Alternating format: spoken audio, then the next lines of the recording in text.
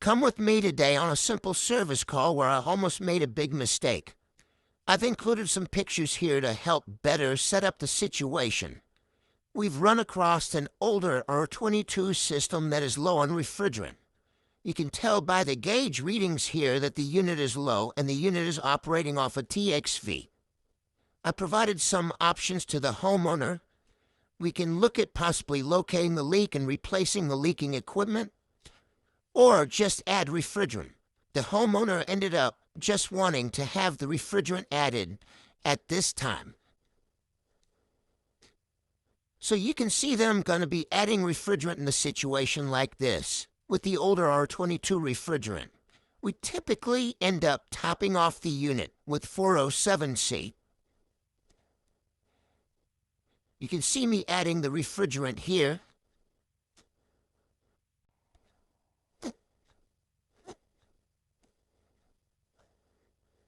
I'm trying to get the subcooling correct. That's typically how we charge systems with the TXV.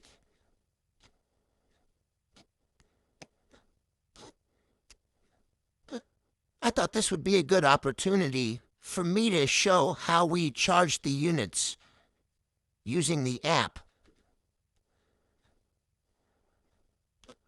You'll see here in a moment, I'm going back and forth, circling things on the app here, just trying to kind of show you what we're looking at so that we could educate the average person on how to charge these units up.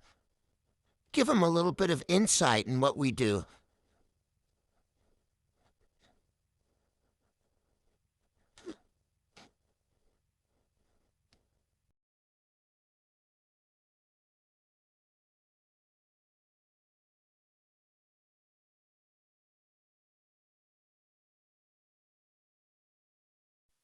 You can see I'm looking at my liquid line temperature here, my high side operating temperature and pressure here,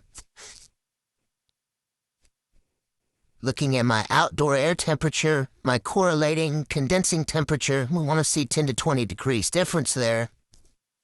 But my low side is not coming up the way that I want it to. We're still below freezing here.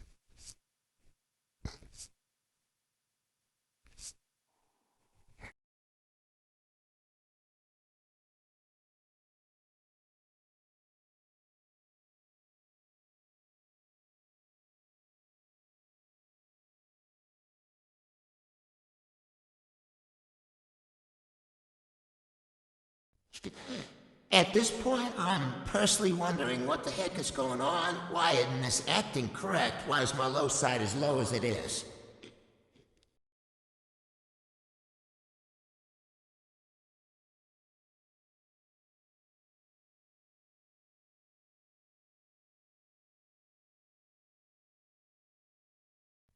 I'm still below freezing on my low side, so I know there's definitely an issue going on here. At the time, I did not understand what was going on. I thought possibly a bad TXV.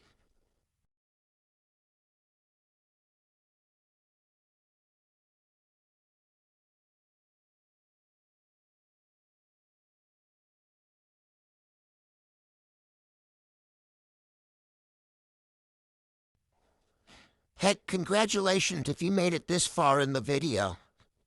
Long story short here, I realized the low side wasn't rising the way that it should.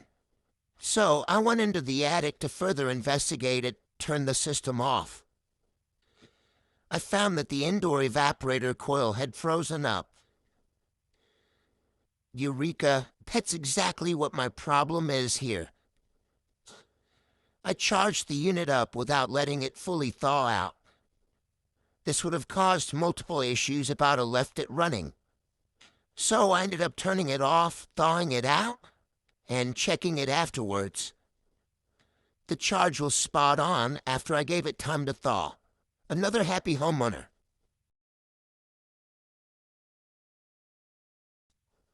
If you want to see the results and check out the ending, stay tuned to the end. I've got pictures of the frozen up evaporator coil as well as final gauge readings. Thanks for watching. Leave a like and subscribe. We appreciate all the support.